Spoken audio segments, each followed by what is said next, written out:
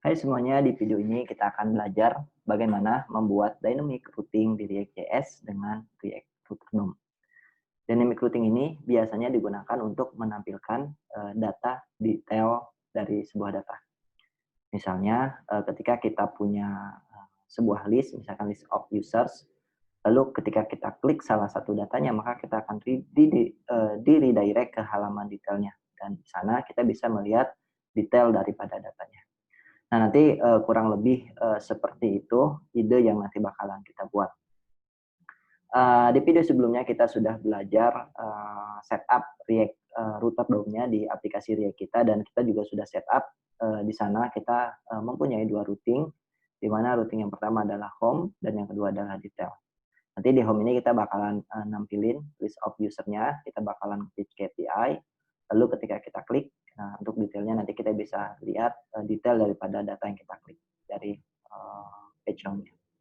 Dan untuk API-nya di sini kita akan menggunakan atau akan consume dari JSON placeholder. Di sini saya akan menggunakan endpoint daripada users-nya. Kalau kita klik, nanti kita akan menggunakan ini. Jadi dia ada dua endpoint, ini untuk list of users-nya. Kalau misalkan kita tambahin parameter, misalkan ID-nya 1, nanti kita bakalan dapat data detailnya.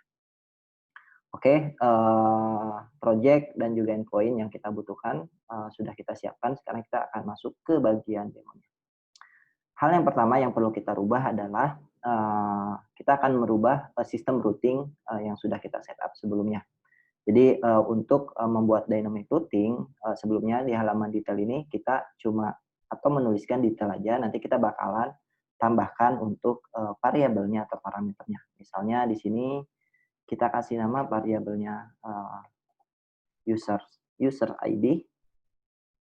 Jadi harusnya ketika kita masuk ke detail kita tidak melihat apa-apa, karena ketika kita setup di sini dia membutuhkan variabel atau parameter user ID. Nanti kalau kita passing misalkan 1, baru dia akan masuk ke atau redirect ke halaman detail page-nya.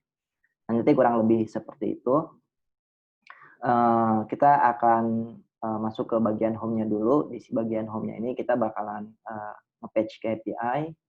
Kita butuh yang namanya useState untuk menyimpan datanya, dan juga useEffect untuk side effect di functional component. Oke, di sini kita akan buat state karena datanya adalah users, maka kita akan buat state-nya users, dan untuk setternya kita akan kasih nama set users. Oke, kita akan dari state, lalu di sini kita inisialisasi datanya adalah array kosong. Dan kita akan menggunakan useEffect. Ingat, useEffect ini punya dua parameter. Yang pertama adalah callback atau functionnya, lalu parameter yang kedua adalah array of dependency. Baru di sini kita akan melakukan patch ke API atau HTTP request. Kita akan menggunakan endpoint dari JSON placeholder, which is yang ini. Oke, kita ambil endpoint yang ini, lalu kita REST, kita jadikan JSON. Dia nge-return sebuah promise, kita then lagi, baru data. Di sini kita langsung set user dari data atau dari respon API-nya, which is yang data. Oke, sekarang di sini kita sudah bisa melakukan, kita pakai parenthesis dulu. Kita akan buat kontainernya, which is div. Di sini baru kita masukkan page home. Di sini baru kita bisa nge-map data users-nya. Users.map. Hasil iterasinya kita buat variable user karena dia singular. Lalu kita return, kita pakai tag p aja atau paragraf. Di sini user.name, dia punya property name kalau teman-teman lihat. Dia punya property name. Oke. Selanjutnya kalau kita balik ke aplikasi React kita sudah melihat list of users yang kita patch atau yang kita HTTP request yang kita consume dari API-nya. Oke. Sekarang biar lebih jelas, saya akan bagi dua layarnya. Di bagian map ini kita akan membuat sebuah link. Link ini nanti kita import dari React Router DOM-nya. Kita import terlebih dahulu. Import from React Router DOM. Kita butuh yang namanya link. Nah, nanti link ini digunakan untuk navigasi kita. Misalnya kita mau ke halaman detail, nanti kita bisa menggunakan link. Oke, di bagian link ini dia punya props to ini which is akan mengarahkan page apa yang mau kita tuju. Misalnya di sini kita perlu ke halaman detail. Lalu di halaman detail ini dia butuh yang namanya parameter. Parameternya itu berdasarkan ID. Nanti ID-nya itu kita gunakan sebagai identifikasi untuk HTTP request atau konsum data detail dari setiap datanya. Ini berarti kita bakalan passing user.id.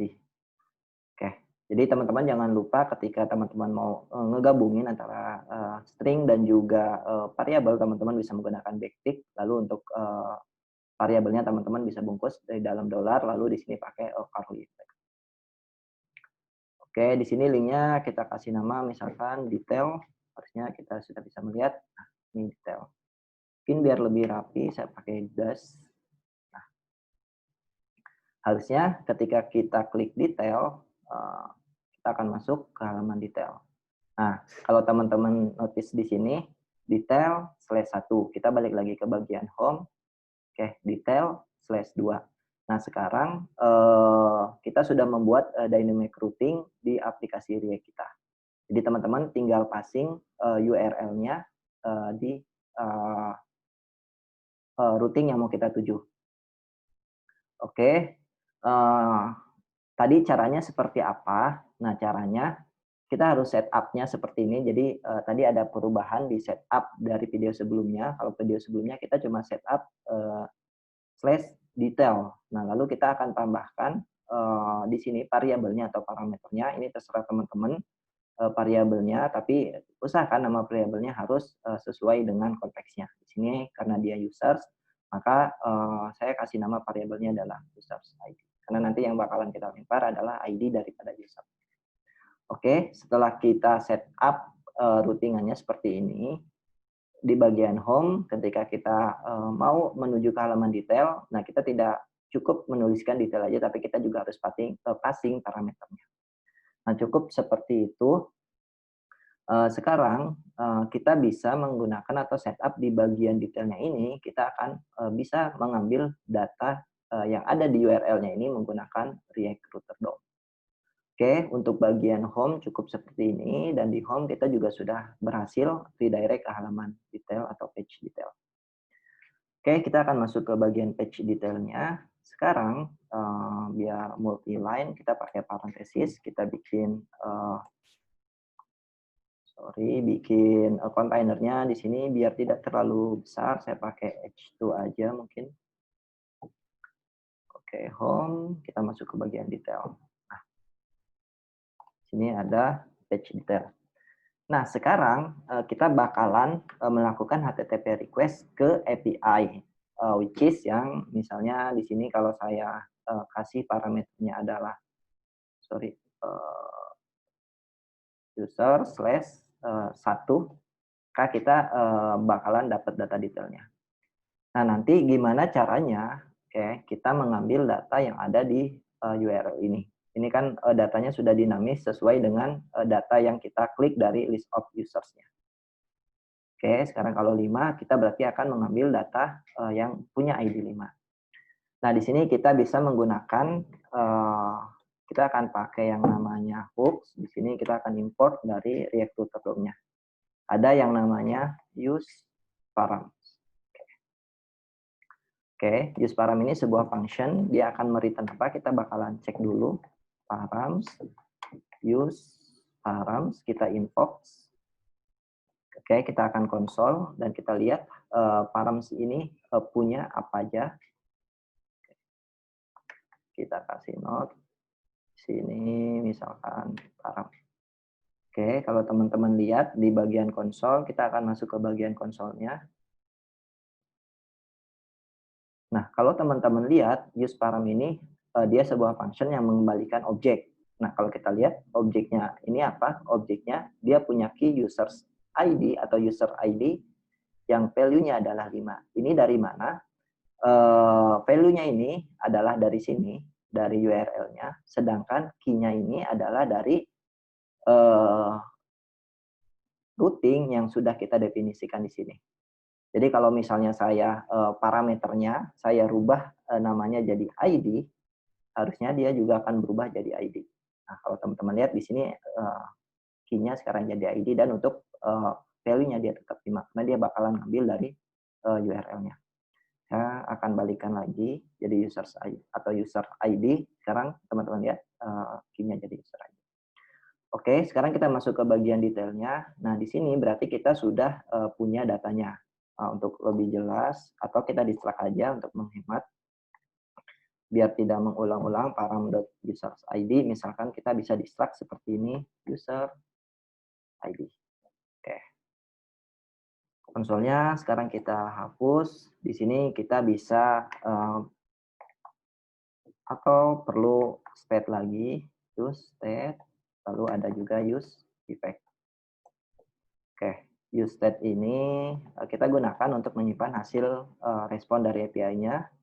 Const, kita kasih nama state-nya user, set user, dia singular, use state, kita kasih by default dia null.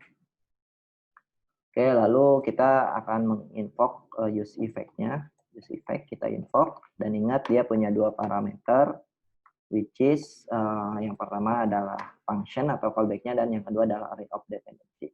Baru di sini di bagian use effect-nya kita bisa nge-fetch ke API-nya.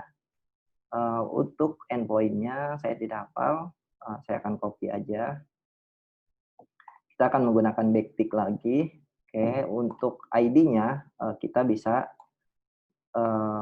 passing daripada user ID-nya ini. Oke, karena dia biar dinamis. Oke, selanjutnya kita balik lagi ke aplikasi kita. Oke, dia akan mereturn sebuah promise. Kita then di sini res, kita jadiin JSON. Responnya JSON, kita invoke, dia akan mengembalikan sebuah promise baru. Kita then lagi di sini data, lalu datanya kita set ke set user. Harusnya kalau kita coba JSON stringify dulu, kita cek datanya ada atau enggak, JSON.stringify data. Atau sorry, user. Nah, kalau kita lihat datanya di sini, kalau teman-teman lihat ID-nya adalah kita close saja. ID-nya adalah 5 sesuai dengan yang kita definisin atau yang kita lihat dari URL-nya, dan name-nya adalah ini. Kalau kita balik ke bagian home, kita klik bagian Ervin Howell, si user Ervin Howell ini. Kalau kita lihat, nah kita sudah bisa mengambil data Ervin Howell. Oke, jadi cukup seperti ini. Sekarang kita bisa rapihkan codingannya. Misalkan name, kita akses name dot user dot name. Lalu di sini kita juga punya ID, misalnya ID user.id. Oke. Kalau teman-teman lihat di sini kita akan mendapatkan error. Error ini dia tidak bisa membaca property ID karena by default state-nya ini adalah null. Baru ketika dia null, nah kita sudah mereturn yang ini. Artinya kita sudah mengakses user.id-nya. Padahal si users-nya ini masih null. Jadi karena proses batch ini asinkronus, kita tidak bisa langsung mereturn bagian sini. Kita harus nunggu dari proses asinkronusnya selesai. Nah, di sini kita atau teman-teman bisa kasih kondisi if user misalkan tidak sama dengan null, atau if user null. Oke, kita bakalan return. Oke, kita kasih loading aja. loading. Oke. Kalau teman-teman lihat, misalnya saya balik ke bagian home, detail, nah kita bisa masuk. Sebenarnya ini ada loadingnya, tapi karena dia cepat tidak terlihat. Nah, kalau kita simulate dia, kita masuk ke bagian network, terus di sini mungkin saya besarkan dulu biar terlihat.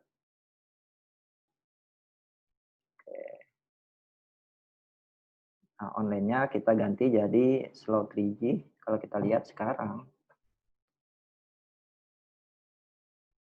nah harusnya dia masuk ke loading dulu. Jadi kalau udah page-nya selesai baru masuk ke bagian detailnya. Atau dia bakalan ngerender yang bagian loading dulu. Jadi kalau udah proses page-nya udah selesai baru dia bakalan ngerender ke sini. Nah jadi itu dia salah satu untuk menghandle ketika ada proses asinkronus dan datanya itu belum benar-benar siap untuk ditampilkan. Jadi teman-teman bisa menggunakan kondisi. Oke, jadi saya recap dulu. Jadi untuk mendapatkan data atau parameter daripada URL-nya, kita bisa menggunakan yang namanya hooks, which is yang useParam. UseParam ini adalah sebuah function yang ketika kita invoke dia akan mengembalikan sebuah